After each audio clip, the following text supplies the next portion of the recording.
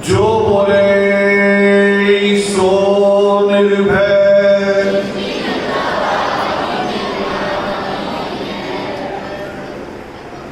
बिलासपुर का ये योगामृत जो कई वर्षों से लगातार बिलासपुर के ज्यादा ऐसे साथी हैं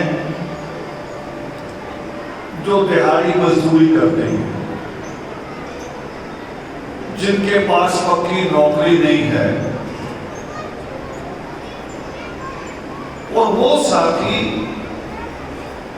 बिना रुकावट के, बिना किसी बहाने के लगातार आदर्श के इस मिशन को आप सबके बीच में फैलाने का, बल्कि मैं कहूं बांटने का, जैसे हम एक दूसरे के साथ दुख सुख बांटते हैं, बच्चे का जन्मदिन हो तो खुशियां बांटते हैं, दुख आ जाए तो वो बात भी करते हैं, वैसे मिशन को भी बांटने का एक प्रयास जो है वो लगातार बिलासपुर के हमारे साथी, और जिसमें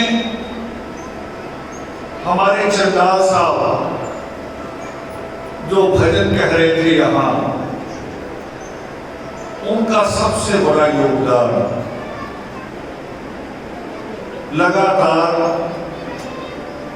परिवार की जिम्मेवारियां भी हैं, एक बेटी की अलग से जिम्मेवारी है, उसके बावजूद वो अपनी एक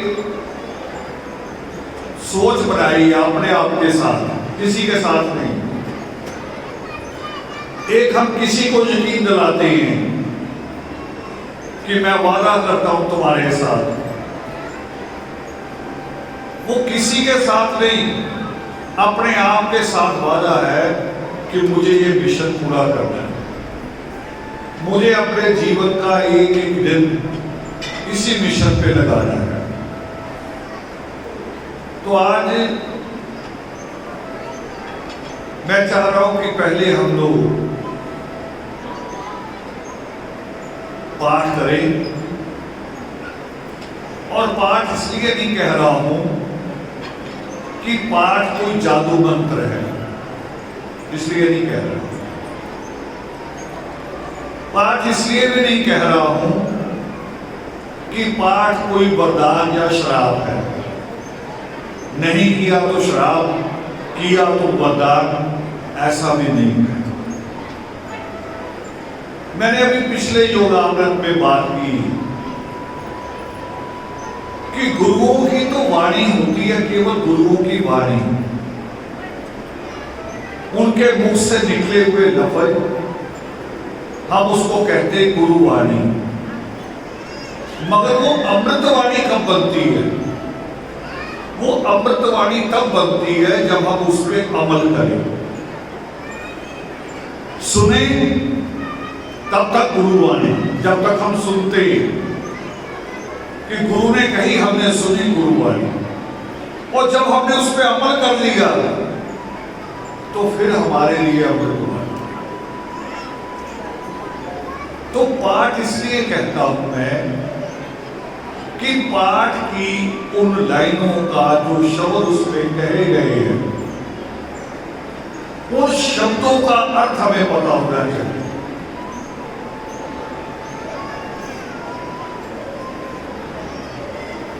हमें क्या संदेश दिया है परमेश्वर ने? कौन सी चीज हमारे जीवन की गुलामी को, हमारे जीवन के नरक को, कौन सी चीज खत्म कर सकती है? ये उस परमेश्वर की वाणी में होता है। मगर वाणी को अगर मैं अभी संस्कृत में कहना शुरू करूं अंग्रेजी में कहना शुरू करूं या हिंदी में भी बहुत कठिन शब्द भी होते हैं, मुश्किल उन शब्दों में कहूं आप थोड़ा सा तो खुश हो जाएंगे कि भाई बड़े बढ़िया शब्द बोल रहे हैं, मगर आप अर्थ ना कर पाए। अगर उसका आपके जीवन में आपको लाभ ना मिला, फिर मेरा बोलना बेईमानी है। तो हम नित्यनेम का पाठ करेंगे। आज पचेतावार है, पचेतावार का ही पाठ करेंगे। मुक्ति माला का पाठ करने के बाद तो सारे लोग जैसे आप पालती मार के बैठे हैं, बिल्कुल ऐसे ही, मगर जैसे उल्टा हाथ नीचे, सीधा हाथ उसके ऊपर और अंगूठे जोड़ लेंगे। अंगूठे आपस में जुड़ जाएंगे और ऐसे नाभि, जहां ये नाभि होती है आपकी, पेट के बीच में होता है एक हिस्सा, उसके साथ जोड़ के नीचे नहीं रखना, ऊपर नाभि हम बात करेंगे। और आप लोग भी जो बोल सकते हैं, जिनको आता है, वो मेरे साथ साथ पाठ बोलेंगे। आदि वाल्मीकाय नमो नमः। आदि वाल्मीकाय नमो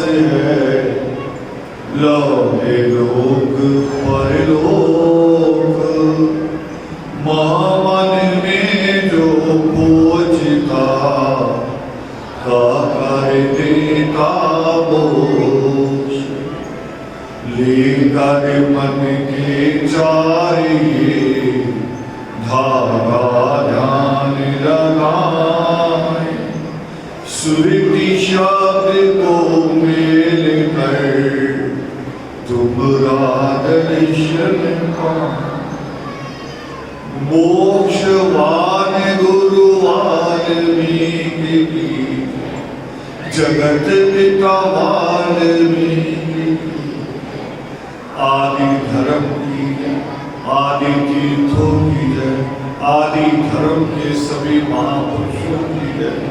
जो बोले सो निर्भय, सृष्टिकर्ता वाल्मीकि दयावान की। बिल्कुल ऐसे ही दोबारा बैठ के फिर पचेतावार का पाठ करेंगे।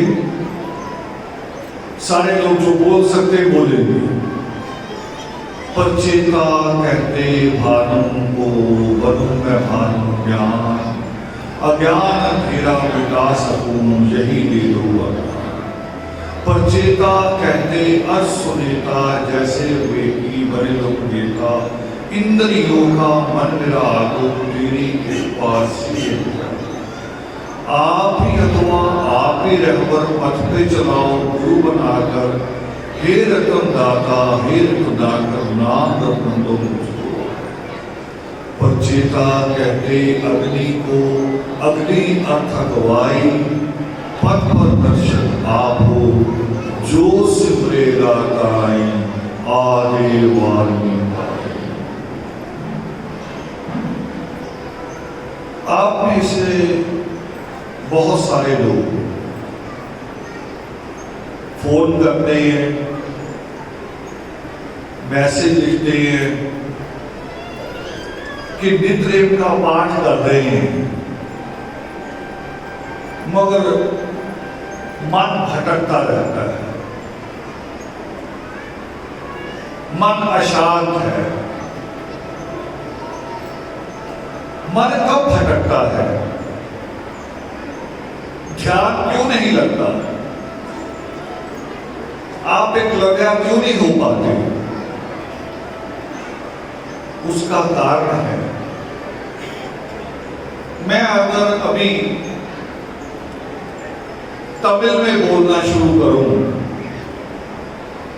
या आप फिल्म भी देख रहे हो, फिल्म किसी ऐसी भाषा की हो जो भाषा आपको समझ नहीं आ रही, तो आपका मन टिकेगा? नहीं टिकेगा। थोड़ी देर कोशिश करोगे कि फिल्म है, देखते हैं, मगर बात ही समझ में नहीं आएगी कि एक दूसरा किसी को क्या कह रहा है, क्या बात हो रही है, क्या विषय चल रहा है, कहानी क्या बनेगी, समझ में नहीं आएगा। नित्यनेम के साथ भी यही बात हो गई है।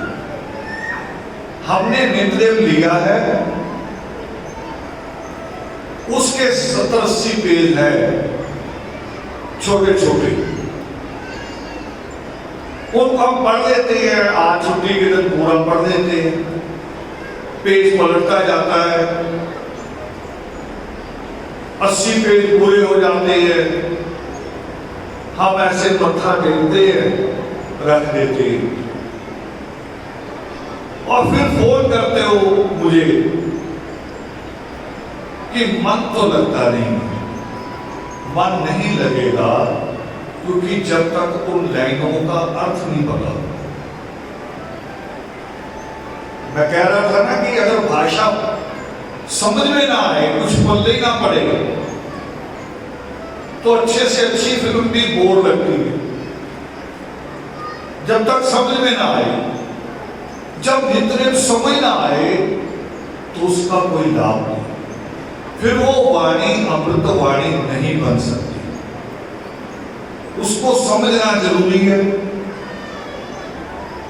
पढ़ें, समझें और अमल करें। हमने जैसे मुक्ति माला से शुरुआत की। पहली पंक्ति क्या है? आदि वाल्मीकाय नमो नमः। उस ईश्वर को 4 बार क्यों? कि वो जिस दिशा में भी है, चारों दिशाओं में, कण कण में है, एक जरे जरे में है। हमारा उन चारों दिशाओं में उस ईश्वर को नमन, ये पता होना चाहिए कि आदे वाल्मीकाय नमो नमः, हम नमन कर रहे हैं, झुक रहे हैं, आस्था प्रकट कर रहे हैं। और शुक्राना भी, अभी बच्चों के रिजल्ट आएंगे, किसी की फर्स्ट डिवीजन आएगी, तो हम शुक्राना भी करते हैं उस ईश्वर का कि तेरी कृपा हुई कि जिस कौम को ये कहा गया था कि ये पूरी कौम किसी पाप की निशानी है, किसी पाप का परिणाम है कि इन्होंने पिछले जन्म में पाप किया था, इसलिए इस कौम में पैदा हुए, अब ये कूड़े उठाएंगे, अब ये गंदगी धोएंगे, दूसरों की गुलामी करेंगे, दूसरे के सामने नया कपड़ा पहन के जाने की हमें इजाजत नहीं थी। हमारी मां को चप्पल पहनने की इजाजत नहीं थी, जेवर पहनने की इजाजत नहीं थी। और एक लफ्ज और बोलूं, आपको अभी यकीन नहीं आएगा, क्योंकि कई चीजें जो बीत जाती हैं, जो निकल जाती हैं आपका फिर यकीन नहीं आता कि ऐसे भी हो सकता है। जैसे आज मोबाइल है, बटन दबाया और जब तक कार्ड को लगाते हैं तब तक दूसरी तरफ घंटी बजनी शुरू हो जाती है। होता ऐसे कि नहीं होता? बटन दबाते ही कार्ड को लगाते घंटी बज रही है।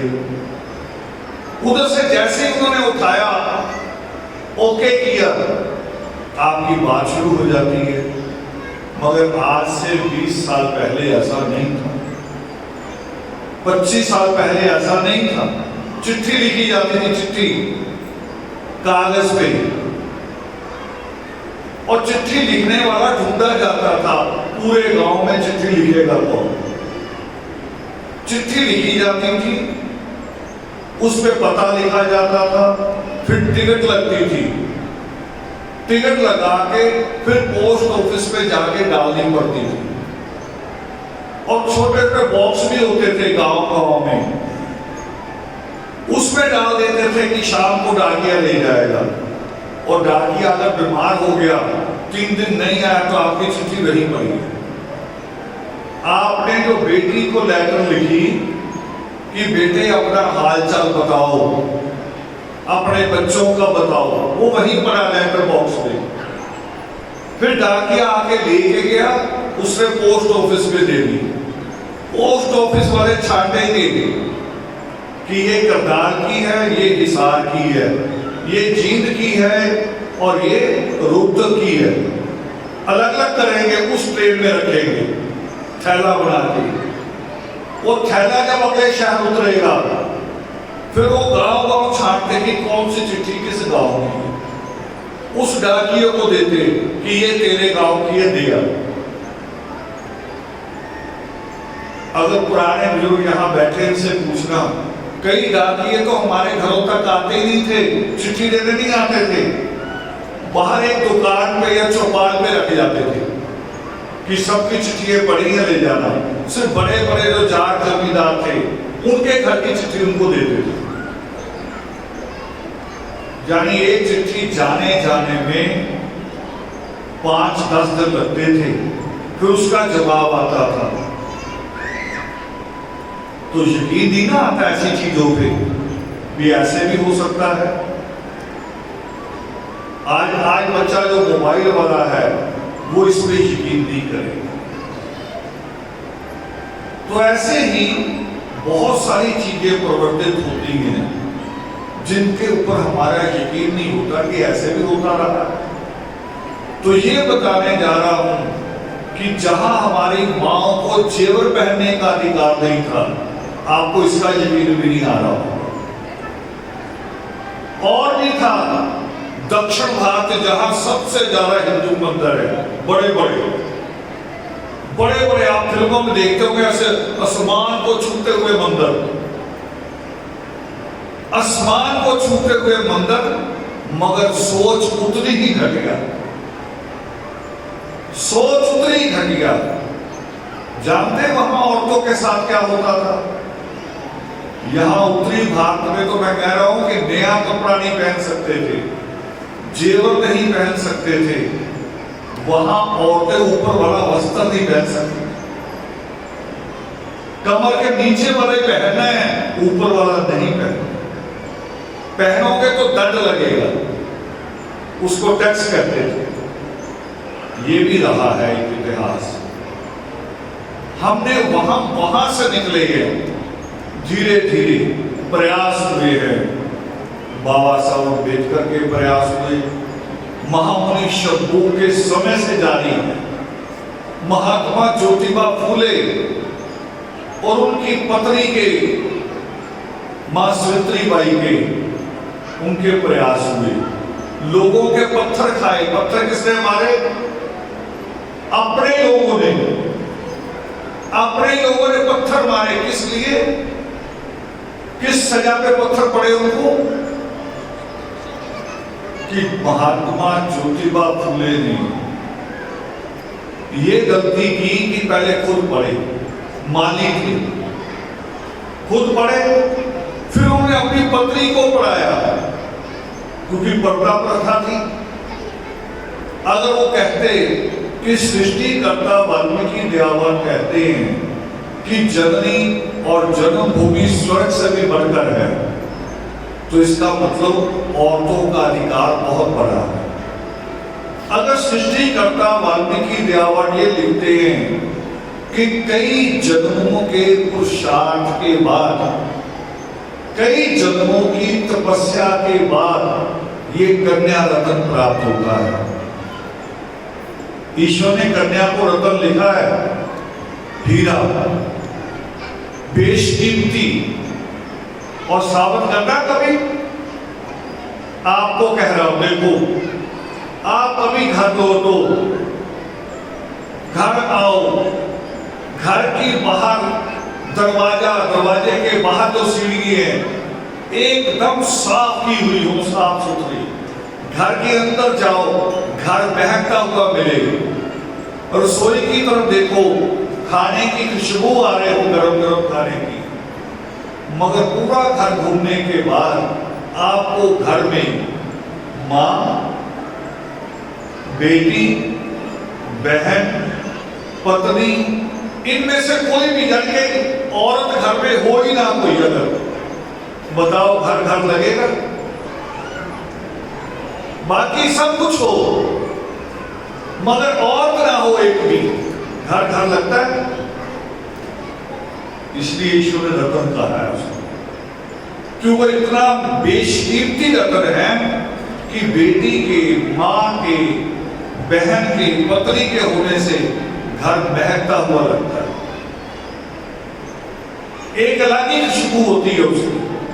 तभी ईश्वर ने जननी और जन्मभूमि की जो तुलना की है, जो कंपेयर किया है, वो स्वर्ग से बड़ा किया है। और उस मां को, उस बेटी को पढ़ाने की बात सोची महात्मा ज्योतिबा फूले। मगर पर्दा प्रथा थी, तो उन्होंने सोचा कि इसको कैसे पार करूं। अगर मैं किसी के घर जाके कहूं कि अपनी बहू बेटियों को भेजो मैं पढ़ाऊंगा, तो दूसरा इल्जाम लग जाएगा। उन्होंने पहले अपनी पत्नी को पढ़ाया, जहां इल्जाम नहीं लग सकता।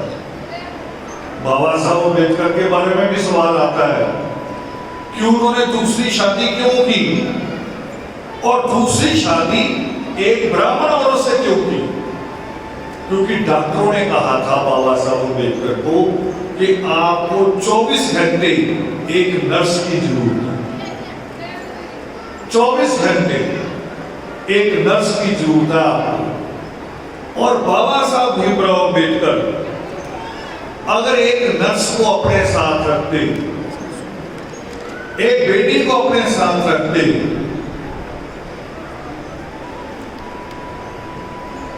तो उन पे कोई इल्जाम लग सकता था कि नहीं लग सकता? और हमारी कौम में कोई उस वक्त नर्स होगी? बाबा साहब अम्बेडकर खुद पूरे दलित समाज में जब हाई स्कूल किया था, तो पहले हाई स्कूल थे वो। नमो शूद्रा के बाद असम बंगाल के चंडालों के बाद, चंडाल भी हमारा ही नाम था, जैसे यहां हमें चूड़ा भंगी कहते हैं, असम बंगाल में चंडाल कहते थे। मगर उन्होंने बड़ा कदम उठाया, बहुत बड़ा कदम। हम तो बोलते हैं ना जय वाल्मीकि, हम लोग क्या बोलते हैं? जय वाल्मीकि। मगर हमारी बस्तियों में क्या बोला जाता है? हमारी बस्तियों में जिसने महामुनि शंभू को उल्टा लटका के कत्ल किया, उसका नाम सुबह सुबह बोला जाता है। कोई राम राम बोलता है, कोई जय सीता राम बोलता है, कोई जय राम जी की बोलता है। घूम फिर के जिसने हमारे बुजुर्ग को कत्ल किया, पेड़ से बांध के गर्दन पे तलवार चलाई धीरे धीरे, उसका नाम लेते हैं। मगर चंडालों ने क्या किया? असम के चंडालों ने, बंगाल के, बांग्लादेश में जो चले गए, ये सारे एक ही थे पूरा मिला के। उन्होंने फैसला लिया कि जब हमसे इतनी नफरत करते हैं कि जिस रोड पे मंदिर हो उस रोड से हम निकल नहीं सकते, मंदिर के अंदर हम घुस नहीं सकते, तो मंदिर के अंदर लगी मूर्ति की जय जय क्यों करें? क्यों करें उसकी जय जय? जब हमारी परछाई से ये भ्रष्ट हो जाते हैं तो हम क्यों इनका नाम लें? क्या फैसला हुआ? वो कह रहे अब हम किसी की जय नहीं करेंगे, अपनी जय करेंगे। एक लाइन है ना, गीत है एक गीत, दूसरों की जय से पहले, क्या लाइन आगे, क्या? खुद की जय करें। दूसरों की जय से पहले खुद की जय कहें। जब बॉर्डर में खड़ी होकर भारत की फौज कहती जय हिंद, वो अपनी जय पहले कहती है कि दूसरे देश की? अपने देश की, अपनी जय पहले। तो उन्होंने भी, चंडालों ने फैसला लिया कि हम अपनी जय बोलेंगे। और क्या नारा बनाया? करे हम एक दूसरे को जब मिलेंगे तो कहेंगे नमो शूद्र।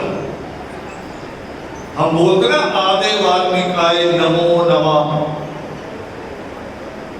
अब बड़े वो घूमते आजकल बाप सेव के एजेंट दलाल घूमते हैं मोदियों के, कहेंगे ये नमो नमः शब्द तो ठीक नहीं है, नमो बुद्धाय ठीक है। देखो, और नमो जब हम बोलते तो ठीक नहीं, कहेंगे नहीं जय शब्द तो ठीक नहीं, मगर जय भीम कहो तो ठीक है। जय वाल्मीकि में क्यों ठीक नहीं? इसलिए आपको जवाब बता रहा हूं। उन्होंने कहा नमो शूद्र, बनाया था नमस्कार मंत्र मिलने जुलने का, मगर उनका नाम ही पड़ गया नमो शूद्र। आज सरकारी रिकॉर्ड में लिखा ही जाता है कि नमो शूद्र जाति। दूसरा फैसला लिया उन्होंने कि परमेश्वर के हाथ में कलम है, हमारे हाथ में झाड़ू क्यों? ये कब की बात बता रहा हूं? 1907 की। 1907 की बात बता रहा हूं आपको।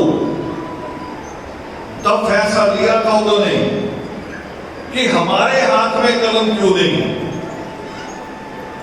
उनके गुरु ने शर्त रखी थी, गुरु को पगड़ी देने लगे, गुरु ने कहा रुक जाओ, पगड़ी देने से पहले सोच लो मेरी बात नहीं मानोगे कि नहीं मानोगे, कि पगड़ी बस देनी जरूरी है।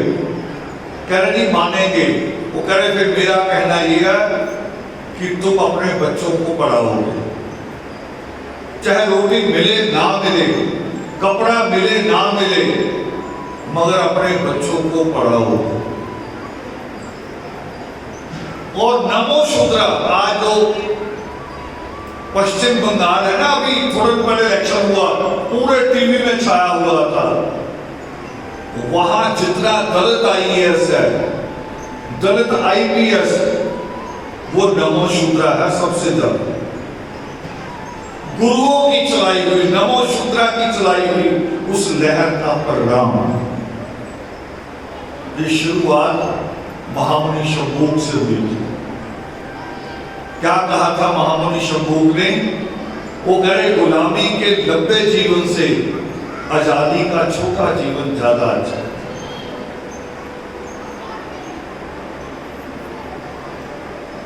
अतिकाय जी अगर 5-5, 7-7, 10-10 दिन का, कभी कभी 20-20 दिन का टूर भी, हरियाणा की यात्रा की थी, 34 दिन का टूर था एक ही बार।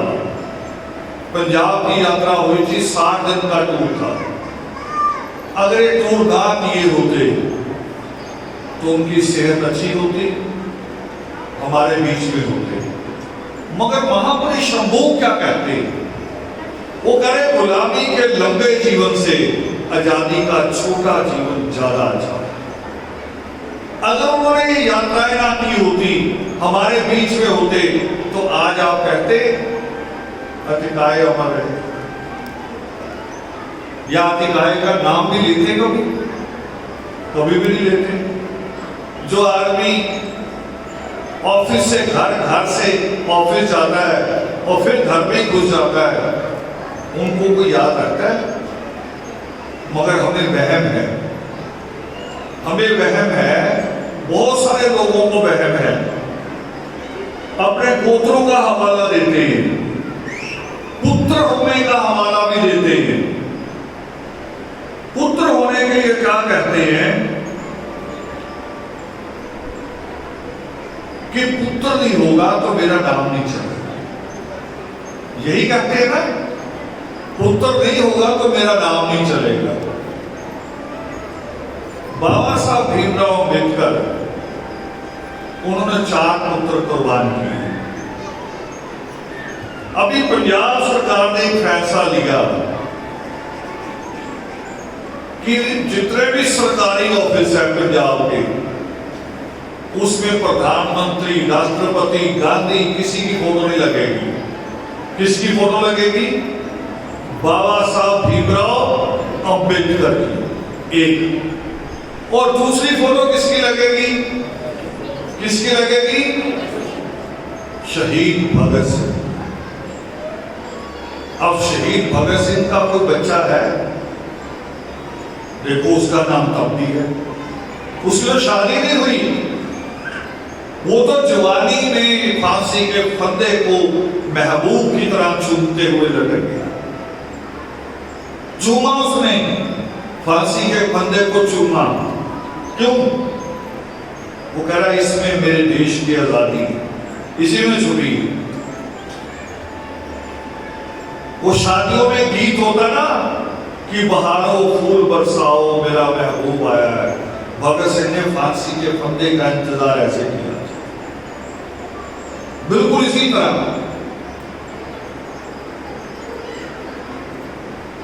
मेरी बहुत कम मुलाकातें अधिकारी के साथ, यकीन नहीं होगा आपको कि मेरा सबसे छोटा भाई था, मेरे लिए सबसे ज्यादा काम करता था, मगर मुलाकातें मेरे साथ सबसे कम, और अंतिम समय में बिल्कुल कम। मगर उसकी जो बातें आप लोग बता रहे हो, जो मिले उस वक्त, आनंद जी अंतिम क्षण में रात को 2:34 पे जब अतिकाय जी ने विदा ली हमसे, तब उसका हाथ पकड़े हुए थे।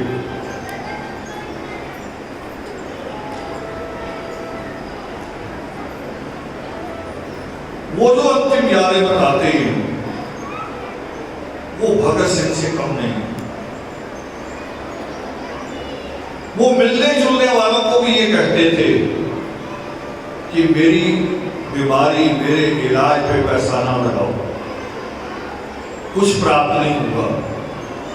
जो कौम से वादा किया है एक बड़ा खोज केंद्र बनाने का, कौम से वादा किया है जहां हमारे धर्मज्ञ कॉलेज की तरह पढ़ेंगे, 2 साल की ट्रेनिंग होगी, वो कॉलेज बनाने पे पैसा लगाओ। वो अपना अंतिम समय भी उसी चिंता में थे। ये चिंता नहीं थी कि मेरे 3 बच्चे हैं, मेरे 3 बच्चे तीनों नाबालिग हैं, उनका क्या होगा। माँ रमाबाई जैसे कहती थी ना, लास्ट समय में अंतिम शब्द थे माँ रमाबाई के, बाबा साहब अम्बेडकर को सारे बच्चों में से एक बच्चा बचा था, बाबा साहब अम्बेडकर, जसवंत। और जिसका एक ही बच्चा बचा हो,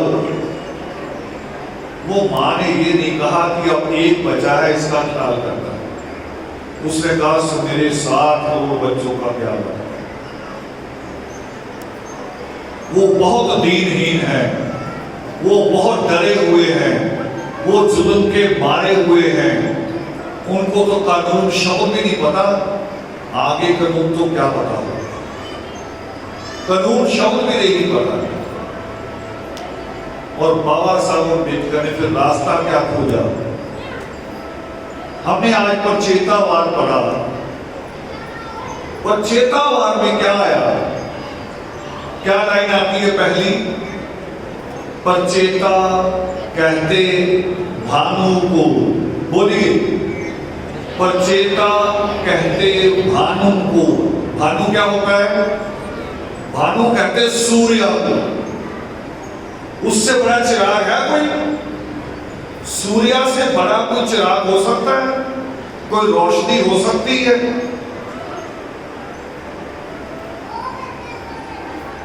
और दूसरी रोशनी किसे माना जाता है? शिक्षा, ज्ञान को। गुरु शब्द का अर्थ यही होता है। गुरु का अर्थ यही होता है कि पैर पुछवाने, मत्था टिकवाना। ये तो अहंकार बढ़ाता है। कितने लोग मेरे पांव छूते, ये तो अहंकार को बढ़ावा देता है। गुरु का अर्थ ये नहीं होता। गुरु का अर्थ होता है जो अंधेरे से हमें निकाल के रोशनी की तरफ लाके खड़ा करते, जो गुलामी से निकाल के आजादी के जीवन में लाके खड़ा करते, जो अनपढ़ता में से निकाल के शिक्षा में लाके खड़ा करते, वो गुरु होता है। यही तो बात काम शुरू किया था महात्मा ज्योतिबा फूले ने। अपनी पत्नी को पढ़ाया, कहा औरतों को पढ़ाओ, तो पत्थर खाए। शुरू की थी ना मैंने बात की, पत्थर खाए। अब हम क्या पढ़ रहे देखो नित्रे में। फिर बोलिए दोबारा, पचेता कहते भानु को, बनो मैं भानु ज्ञान। देखो हम क्या मांग रहे हैं? आपने ये सोचा नहीं होगा? नित्रे में रोज पढ़ा होगा, नित्रे में पढ़ा होगा रोज, मगर ये सोचा कि हम मांग क्या रहे हैं? बनो मैं भानु ज्ञान। अपने लिए ये मांग रहे कि मैं सूरज की तरह इतना प्रकाश, इतना ज्ञान मेरे पास हो कि मैं अपनी पूरी कौम को, इस पूरे संसार को रोशन कर सकूं। ये मांग रहे हैं। ये नित्रे में रोज पढ़ा होगा आपने, मगर ये अर्थ नहीं किया होगा, समझ नहीं होगी। हम ये कह रहे हैं। देखो अगली लाइन क्या है? अगली लाइन क्या आ रही है? अज्ञान अंधेरा मिटा सकूं। देखो अगली पंक्ति क्या कह रही है? अज्ञान अंधेरा मिटा सकूं। और उससे आगे क्या है? उसके आगे जिद है।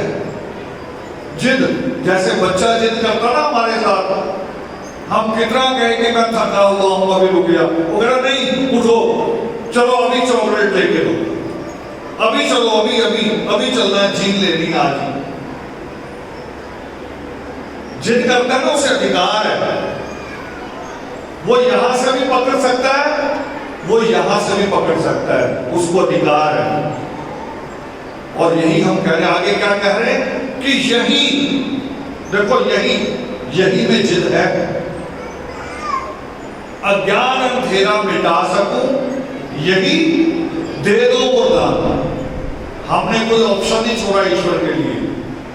ये नहीं कहा कि कुछ भी दे दो, कहा कि यही, जैसे बच्चा दुकान में जाके किसी भी चीज पे हाथ रख देता कि यही लेंगे,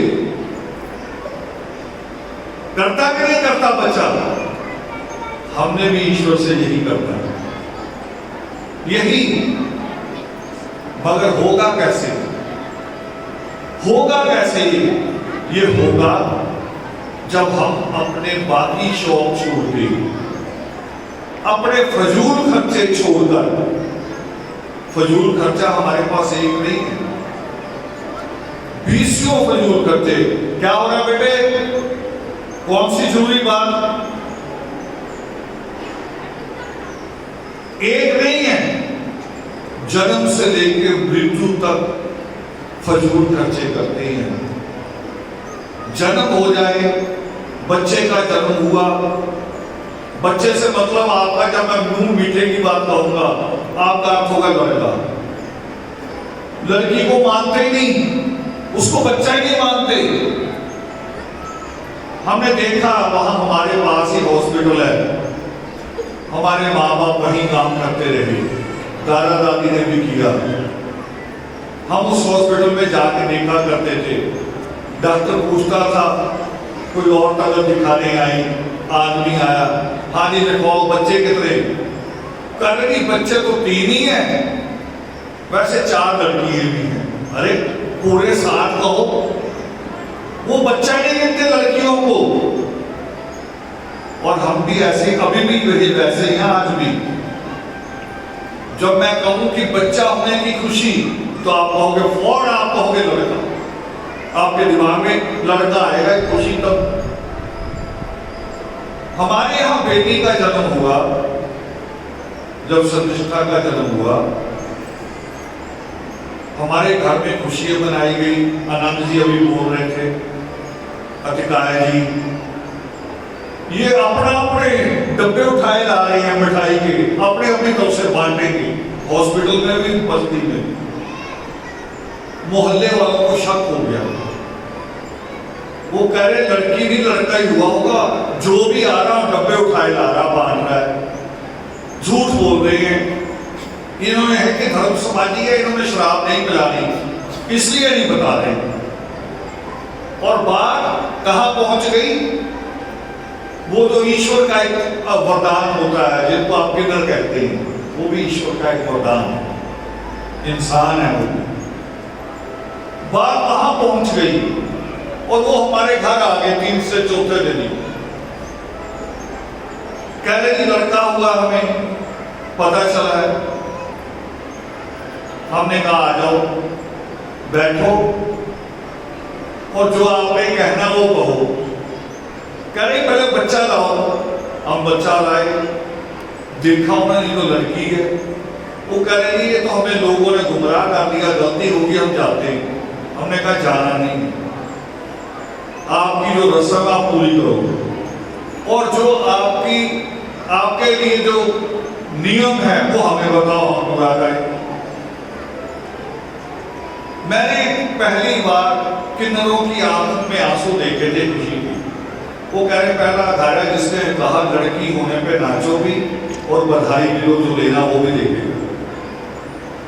तो हम तो बच्चा गिनते ही नहीं है लड़की को, उसको रतन मानते ही नहीं। तो फजूल खर्चे जन्म से शुरू होते हैं। हम अगर कहें लड़का हुआ, ये लो मिठाई का मुंह डब्बा मीठा कर दो 1 पीस उठा के, पता हमारी कौम क्या कहती है? कह रहे पागल हो गए हो, लड़का हुआ है, ये इतने से लड्डू से नहीं काम चलेगा, जलेबी से, बर्फी के पीस से काम नहीं चलेगा, और मुंह मीठा नहीं, मुंह कड़वा कराओ, कड़वा मुंह कड़वा कराया जाता है, शराब पिलाई जाती है। आप सोचो, वो कहते हैं ना कि अगर एक कहावत भी है, श्लोक भी है गुरुवाणी में कहीं, कि अगर आपने आग का पेड़ लगाया, नीम का पेड़ लगाया, तो आम प्राप्त हो सकते हैं। जैसा बीज लगाओगे वही तो मिलेगा ना।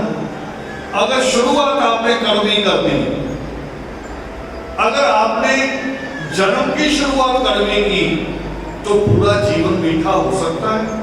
हो ही नहीं सकता। फिर दूसरा काम, लड़का हो गया, पूरा परिवार उसको घुमाता है। मेरे पास सवाल आए हैं कई, कह रहे लोगों के सवाल है कि आप पैलेस में क्यों बैठते हैं, वहां वाल्मीकि जिसका मंदिर कहते हैं, वाल्मीकि अनंत, वहां क्यों नहीं करते? वहां बेटे इतनी बड़ी छत नहीं, अनंत है, हमारे लिए पूजनीय है वो जगह। मुझे 10 बार कहो मैं मत्था टेकूंगा, नाक भी रगड़ने को तैयार हो, वो पूजनीय है।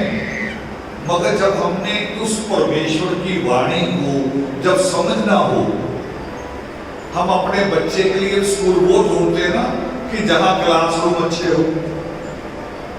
क्लासरूम अच्छा होगा तभी तो बच्चे के पल्ले कुछ पड़ेगा, नहीं तो उसको कुछ समझ में आएगा।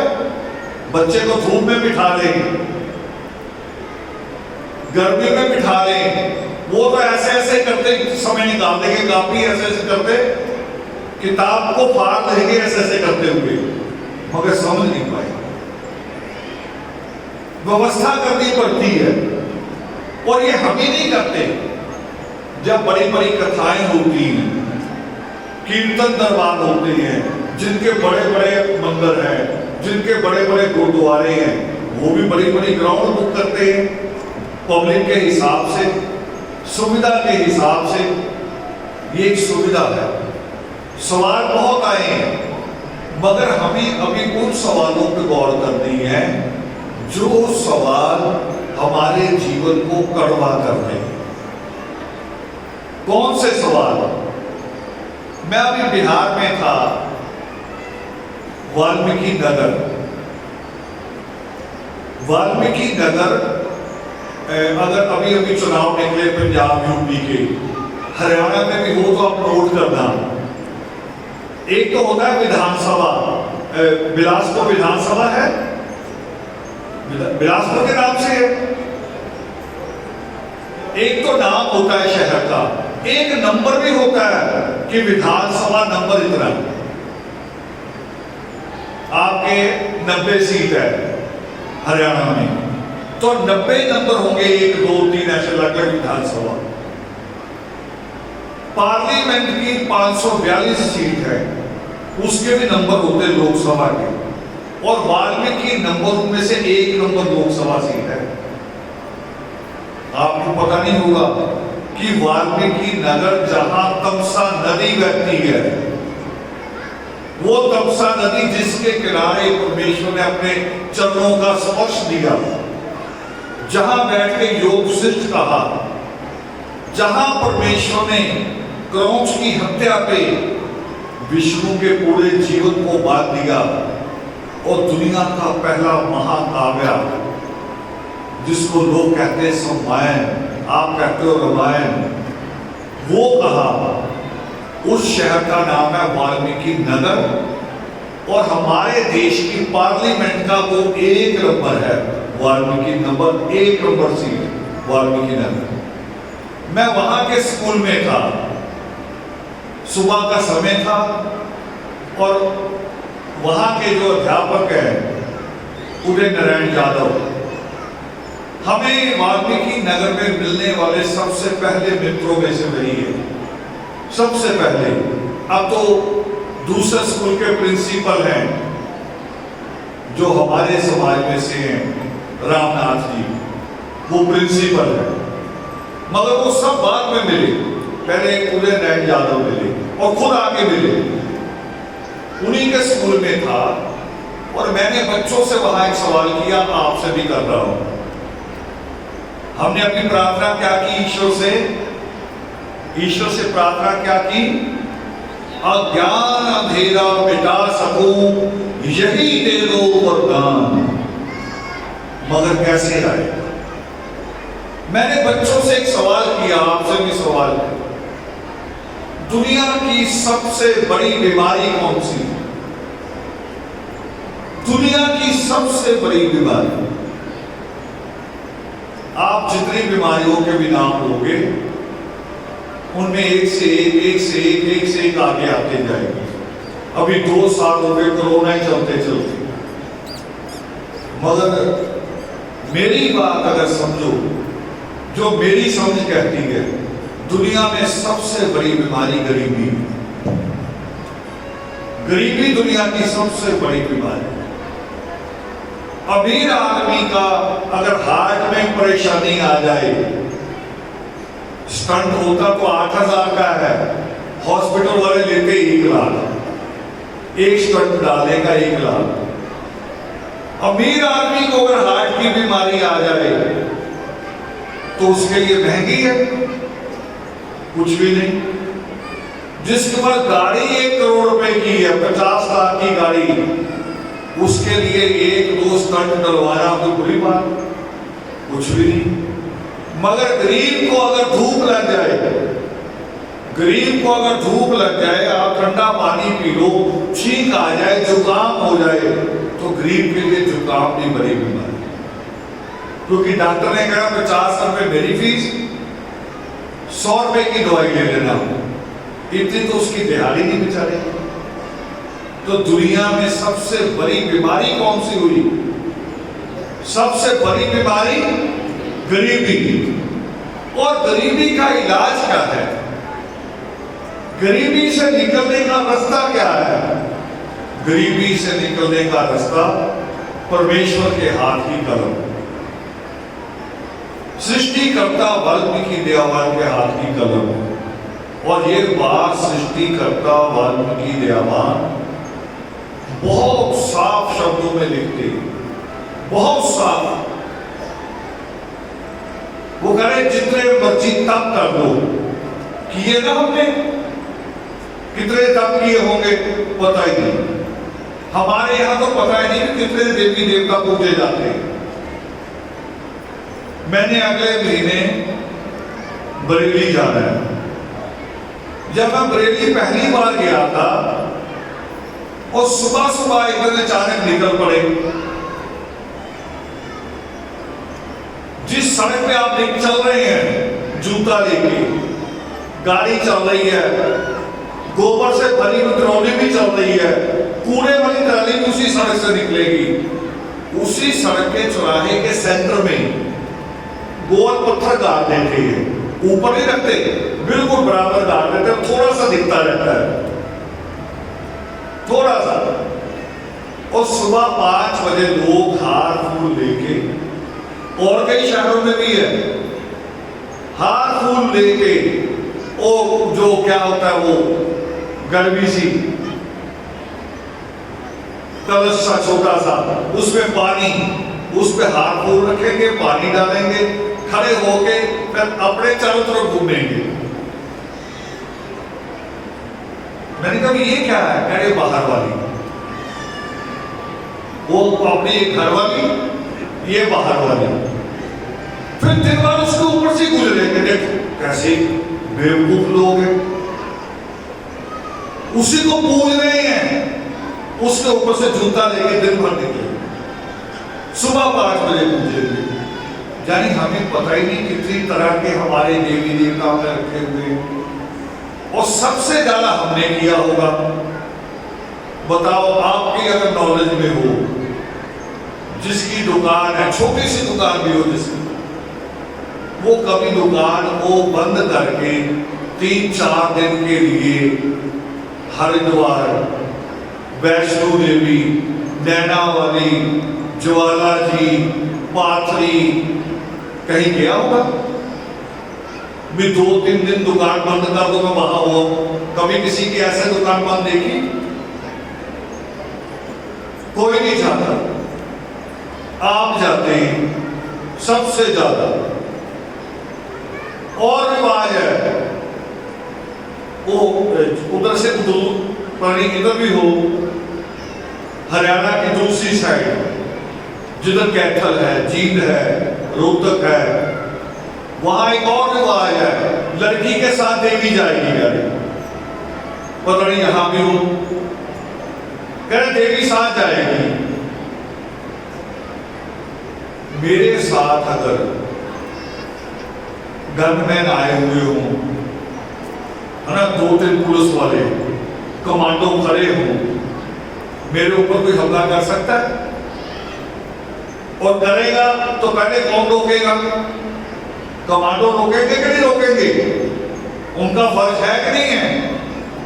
लड़कियों के साथ देवी जाती है, और साथ जब जाती लड़की की चोटी पकड़ लेती है, देवी पकड़ने का हाथ।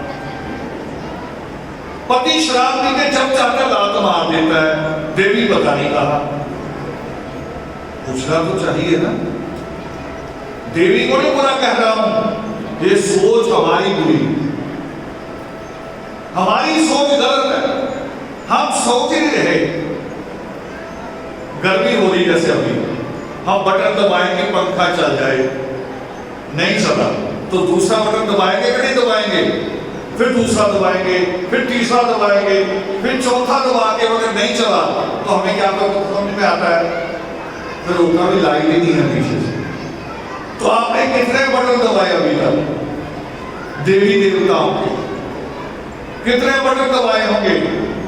पता ही नहीं, असंख्य ही। और ये बात परमेश्वर वाल्मीकि दयावान जगत के शुरू में कह रहे हैं। उनको पता आदमी भटकेगा। अभी मैं आया हूं ना यहां बिलासपुर, मुझे कई लोग रास्ता समझाने लगे कि जी आप इधर से आते और छोटा पड़ता, इधर से आते और छोटा पड़ता। मगर मैंने अपने जीवन का नियम बनाया है कि शॉर्टकट लेना ही नहीं है। शॉर्टकट हमेशा खतरनाक होता है। शॉर्टकट, मेरी कौम का जीवन शॉर्टकट है। जवान होते भी नशे लग जाते हैं, बताओ होता कि नहीं होता ऐसे? जवान हुए नहीं, 12-13 साल की उम्र में शादियों में गए, शादियों में सारे शराब पी रहे। कई बार तो दादा खुद पोते को दे देता है, बोतल के ढक्कन में डाल के सो जाए, इतने से क्या होगा। मगर सोचो, जब हम लोग साइकिल चलानी सीखते हैं, एक्टिवा चलानी सीखते हैं, तो 100 की स्पीड पर भगाते हैं। जब सीखते कब तब कैसे चलाते हैं? धीरे धीरे, एक करो, धीरे धीरे। और जब आ गया, जब चलानी आ गई, फिर ऐसे चलाएंगे धीरे धीरे, फिर चलने दो। वो दादा को जो शक है ना कि इतने से क्या होगा, वो तो चलाना सीखना है। जैसे वो सीख गया 2-3 ढक्कन, फिर वो कहेगा बोतल भी आने दो बोतल को भी, ये भी मेरा कुछ नहीं कर सकते। वो आता है जब चाहता आके लात मार देता शराब पी के, और देवी कहीं मिलती नहीं। और शॉर्टकट क्या है? 13-14 साल की उम्र में शराबी होते हैं, नशेड़ी होते हैं, और भी नशे शुरू कर देते हैं। तो क्या जीवन चलता कैसे? जैसे अभी शहरों के बाईपास बन गए, बाईपास बन गए ना, करे जगाते नहीं आएगी, बाईपास से निकल जाओगे सीधे अंबाला। तो हमारे जीवन की गाड़ी भी ऐसे चलती है, बचपन से शुरू होते हैं, जवानी बाईपास सीधा ही बराबर, जवानी आती नहीं। कईयों को मैं देखता हूं, बाप जवान लगता है और बेटा बूढ़ा लगता है। वो कह रहा नहीं कि मेरा बेटा है। मैंने कहा सच में पूछ रहे आसपास से भी, मुझे तो नहीं लग रहा। मगर है कैसे वो कि नशे ने मारा। शॉर्टकट नहीं लेने जीवन में। ईश्वर ने हमें जीवन जो दिया है वो सारी अवस्थाएं हैं, परमेश्वर ने उसी अवस्था के अनुसार जीने को कहा है। मैंने योग सिद्ध के श्लोक पे थोड़े पहले लिखा, और उसमें लास्ट में मैंने लिखा कि इसका अगला अभी मैं नहीं लिख पा रहा हूं, लिखूंगा। मैंने पुरुषार्थ के ऊपर लिखते लिखते रोक दिया, क्योंकि ज्यादा लंबा लिखो तो भी आपकी समझ भी और थोड़ी मेरी समझ भी कहती है कि लंबा मत जाओ।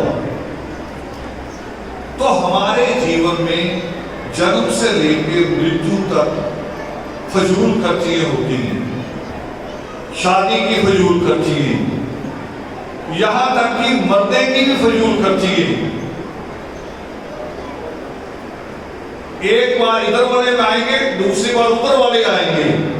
मैं पूछता हूं ये क्या करे रिवाज है? इससे आदमी जीवित हो जाएगा, उसके परिवार का भला हो जाएगा? नहीं, बल्कि उसके परिवार के ऊपर तो बोझ पड़ता है। मैं और देखता हूं, अभी पता नहीं कहा था मैं, अच्छा मुझे नाम याद नहीं आ रहा, नहीं मुझे बड़ी गंदी आदत है, मैं सीधा ही शहर का नाम ही बोल देता हूं कि फलाना रहेगा। मुझे याद नहीं आ रहा, किसी की डेथ हुई,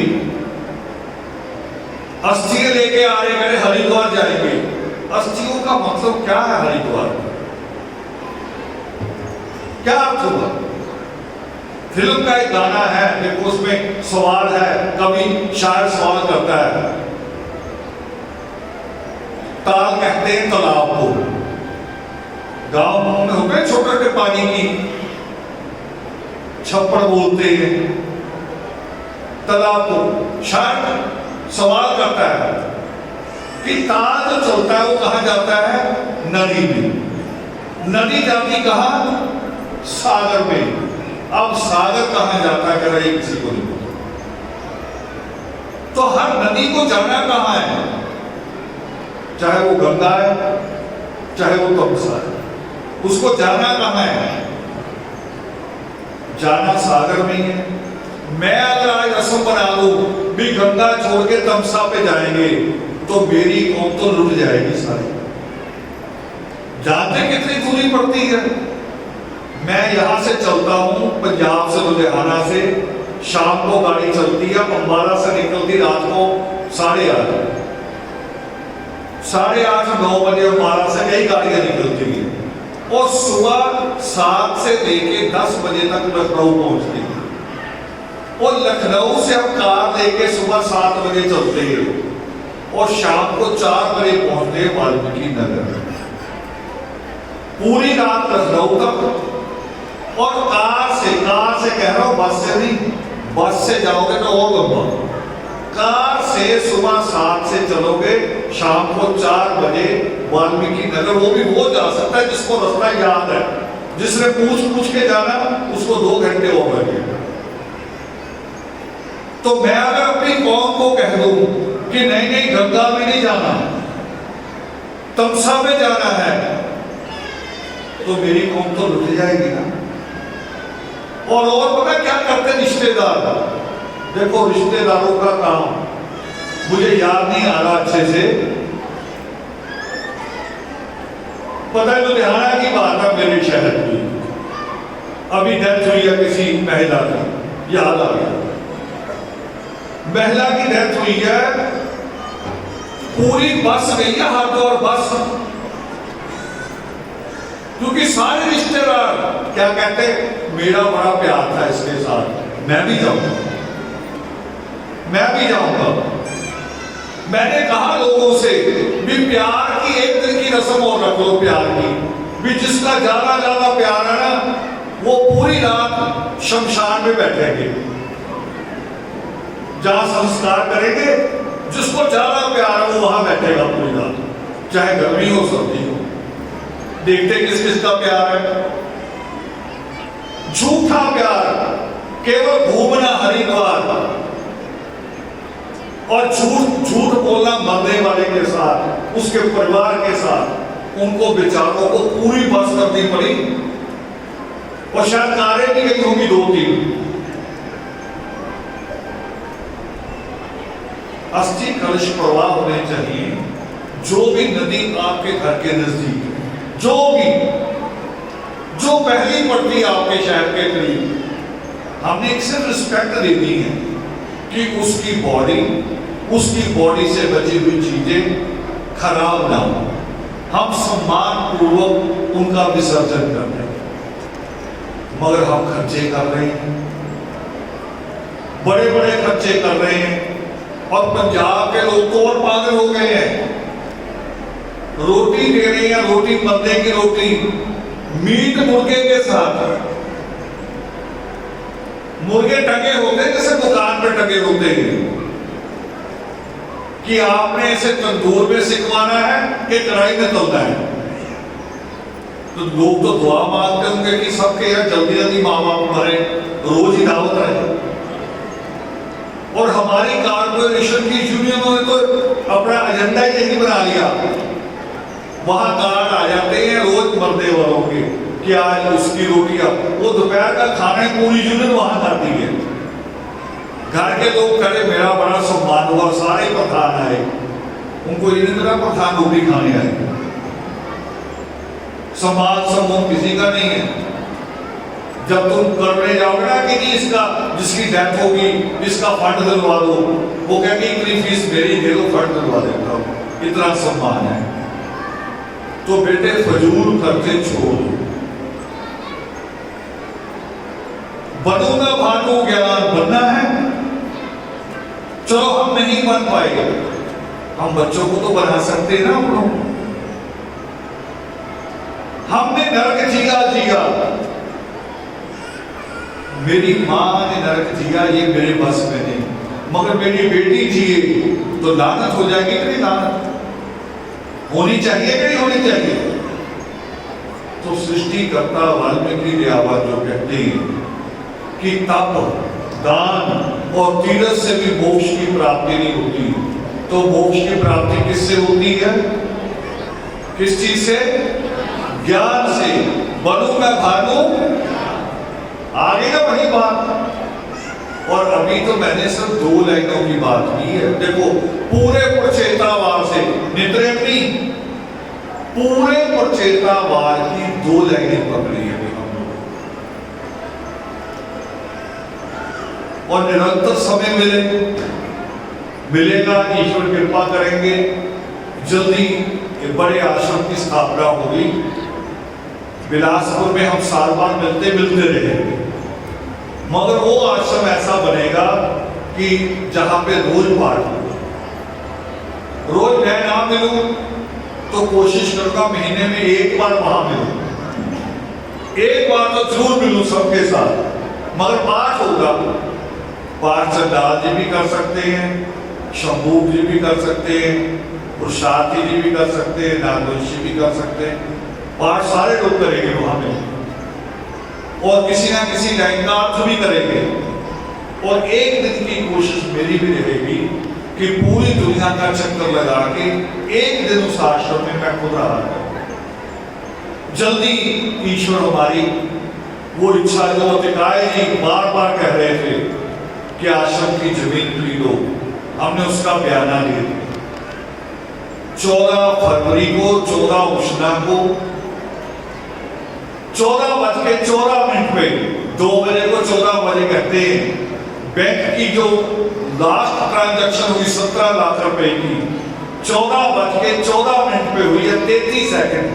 वो 1 सेकंड पहले होगी, कहीं वो भी होता 34 हो जाता। 14:14 33 सेकंड पे जो लास्ट 17 लाख रुपए हमने भेजा उसकी ट्रांजैक्शन हुई। और 14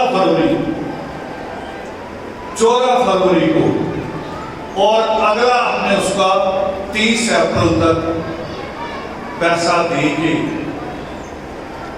वो जमीन आपके नाम हो जाएगी। और ये कौम में पहला काम होगा। हमने अभी तक तो जमीनें सरकारों से मांगी है, पंचायतों से मांगी है, और पंचायतों ने हमें कौन सी जमीन दी?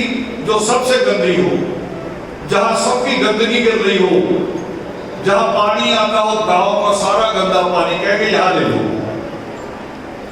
गंदी जमीन में मंदिर बना दो।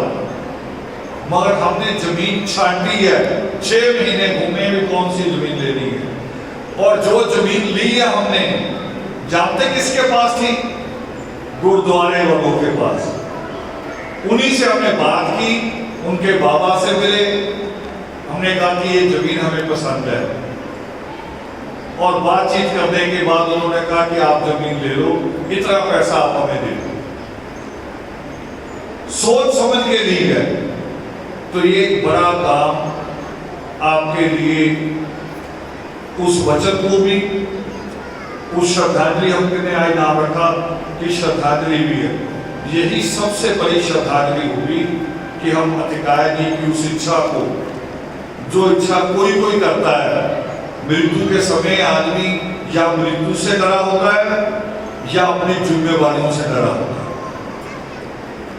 मगर उस वक्त उनके दिमाग में मां रमाबाई की तरह था कि कौम से किया वादा पूरा होना चाहिए, क्योंकि जीवन तो कोई भी स्थायी नहीं। हमारे बीच में कबीर साहब नहीं है, नानक नहीं है, फूले की नहीं है, फरीद नहीं है, कोई भी नहीं है। सारे धीरे धीरे अपनी यात्रा पूरी करके जाते हैं, अपना काम पूरा करके जाते हैं। तो हम अपने काम में लगे, आप लोग अपने अपने काम में लगिए। और जो सोचे कि मैं कुछ नहीं कर पा रहा, उसके पास भी काम है। सबसे बड़ा काम है कि वो अपने बच्चों को लायक बनाए, बस सबसे बड़ा काम है। हर परिवार का बच्चा लायक हो गया तो कौम बदल जाएगी कि नहीं बदल जाएगी? हुआ ना सबसे बड़ा काम। हम बाहर भाषण देते फिरे और घर ना सुधारे तो बड़ा काम हुआ? वो बड़ा काम नहीं।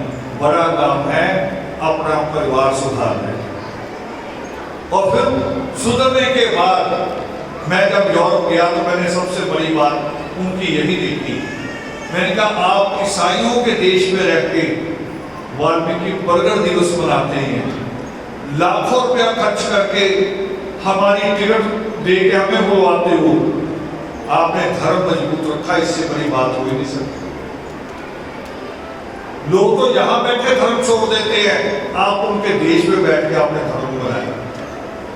और ये आश्रम बनने के बाद अगला कदम जो होगा, अगर ईश्वर ने जीवन दिया तो यूरोप में बनाएंगे बड़ा आश्रम, यूरोप में, दुनिया का जिसे स्वर्ग कहते हैं। दुनिया के एक तो भारत में कहते हैं कश्मीर, और दुनिया का स्वर्ग कहते हैं स्विट्जरलैंड को। स्विट्जरलैंड या उसके अगल बगल आश्रम बनाएंगे अगर ईश्वर ने जीवन दिया। और मेरे पास नहीं रहा तो आप बनाओगे, वही ध्वज लहराएगा स्वर्ग। तो ये सच्ची श्रद्धांजलि है। एक मेरे पास खुशखबरी और है जो मुझे सुखविंदर जी के यहाँ से, सुखविंदर जी के यहीं से है जी, हाँ, उनकी भतीजी है कि जिसने बीएससी नर्सिंग में एडमिशन हुआ। बेटा बीएससी नर्सिंग, ये माओ के लिए कह रहा हूं, कभी कभी माओ का फोन आता बड़ा गर्मी वाला मुझे, मैं सोचता फोन गर्म हो गया, क्या हुआ, माए गरम गरम बोल रही, जय वाल्मीकि भी कहेंगे मुझे। और गरम गरम फोन क्या होता है कि जी आप बच्चों को भड़का देते हो और फिर बच्चे हमारी बात नहीं सुनते। मैंने पूछा क्या हो गया, कि लड़की जिद कर रही है। जिद क्या कर रही है, किसी बुरे काम की नहीं, पढ़ने की जिद कर रही है कि मुझे बीएड करना है, मुझे बीएससी करनी है। और माए मुझे फोन करती, फिर मैं कहता अच्छा एक मिनट पानी पियो, शांत हो जाओ, ठीक से बताओ इसमें गलत क्या है। वो कह रही गलत ये है कि पैसा कहां से लाएंगे, कितना खर्चा होगा, एडमिशन कितने में होगा, है जी 60,000। ठीक, हमने एक एडमिशन कराया एक बेटी का फिरोजपुर में। ये जो पैसा आप मत्था टेक जाते हो ना मेरे पास, ये पैसे जो आप रख जाते हो, इन्हीं पैसों से, वहां से हमें फोन आया 75,000 का, वो प्राइवेट कॉलेज है जैनसन, दिया था, शेरखा गांव से लड़की है। मुझे फोन आया कि इसका आपने कहा था इसका एडमिशन कराओ। और पता किस समय, जब ये पैसे भी आने बंद हुए थे मेरे पास, क्यों, क्योंकि कोरोना चल रहा था। मगर मैंने कहा वादा किया हुआ वादा तो निभाना है। एक साथी से हमने बात की, वो प्रिंसिपल के पास गया, प्रिंसिपल ने 75,000 में से 15,000 काट दिए, बाकी कितना बचा 60,000। उसके बाप ने कहा, लड़की के बाप ने कहा 20,000 मेरे पास है, बाकी कितना बचा 40,000। हमने 40,000 2-3 सेकंड लगे होंगे, फोन से ट्रांसफर किया सीधे कॉलेज के अकाउंट में। कितने पैसों में एडमिशन हुआ, पूरा भी मान लो, अगर पूरा मान लो, ये कह रहे 60,000, पूरा मान लो 75,000। आप बेटियों के गहने बनाती हो, जब बेटी 10 साल की होती है तभी से शुरू कर देती हो गहने बनाने, चोरी, पतियों को भी पता नहीं लगने देती, बनाती हो कि नहीं बनाती हो, सही से बताओ। दरबार में बैठे ईश्वर के, मैं नहीं मांग रहा, हाथ खड़ा करो, बनाते हो कि नहीं बनाते हो, हाथ खड़ा करो। देखो डर रही है, वो मोदी की टीम यहां नहीं है छापा मारने वाली, बनाती है। सोने का रेट क्या है, रेट क्या सोने का 50,000। 2 तोले कितने का हुआ 1,75,000 कितना सोना बना, 1.5 तोला। सिर्फ 1.5 तोला सोना निकाल लो, लड़की का एडमिशन कराओ। ये साल की फीस है और एक बार देनी है, पढ़ेगी 4 साल, देनी है इस साल, अगले साल स्कॉलरशिप आ जाएगी, एडजस्ट हो जाएगी, ठीक। मगर मेरा कहना ना मानो, जैसे अभी हाथ नहीं उठाए, ना मानो। गहना बना के ना 10 तोले गहना बना के 5 लाख का दे दो बेटे को, है ना, बेटे को कहते ना बटेर जैसा, और उन तो होता नहीं कोई उसमें, दे दो उसको। अब दूसरी बात भी बताओ, किसी का जेवर 6 महीने से ज्यादा बचा है? देखो सिर हिलवे नाम है, बचता है जेवर, फिर 5 लाख क्या 10 लाख का सोना भी ले लो, 1 साल से ज्यादा नहीं बचे। और बेटी को अगर बीएससी करा दिया तो उसको कोई बेच के खा सकता है? और जानते उसकी तनख्वाह कितनी होती है जब उसको सरकारी नौकरी मिलती? जानते कितनी तनख्वाह होती? 80,000 रुपया 1 महीने का, साल का नहीं बता रहा, 1 महीने का 80,000 रुपया। आपने साल में 75,000 भरना है, उसको मिलेगा 1 साल में। और साल में कितना बना वो? साल में पता कितना बना? 1 करोड़। 80 हजार को जोड़ोगे कितना बनेगा? 96,000। 1 लाख 9,60,000। और आप कह रहे नहीं कि वो नाक रखना, नाक है ना, गहने डाल के भेजना लड़की को, और लड़की बाद में पोछे लगाती फिरे, ये नाक बचा? बताओ ये नाक बचा? मेरी बेटी है, आप मेरी बेटी हैं, जिसकी भी बेटी है, जिसकी भी बहन है, जिसकी भी मां है, उसका नाक बचा? खुद उस बेटी का अपना नाक बचा बेचारी का, उसके किस काम आए जेवर? इसलिए जिद ना करो, ये सूटों की, जेवरों की, पढ़ाई की जिद करो तो बहुत अच्छा योगामृत,